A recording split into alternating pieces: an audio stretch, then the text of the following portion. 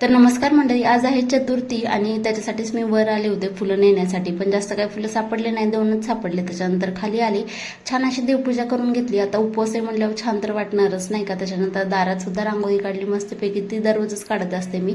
त्याच्यानंतर चहा घेतला. आता उन्हाळा आहे त्याच्यामुळे एकच टाइम चहा घेतो आम्ही, पण आज उपवास होता त्याच्यामुळे म्हटलं सकाळचा चहा घ्यावा.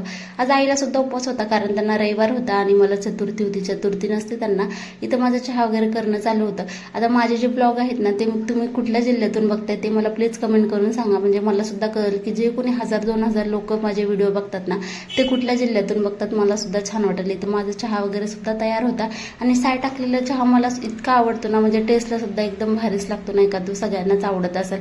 माझा चहा इथं तयार झालेला आहे. त्याच्यानंतर आईला वगैरे सगळं ते दिला मी आणि पोरींना सुद्धा दिलं दूध प्यायला. त्यांचं जेवण वगैरे झालं होतं. तरी सुद्धा तुम्हाला आजचा व्हिडिओ कसा वाटला नक्की सांगा. भेटू आपण पुढच्या एका छान व्हिडिओ सोबत. तोपर्यंत तुम्ही चॅनलला नक्की सबस्क्राईब करून घ्या. धन्यवाद.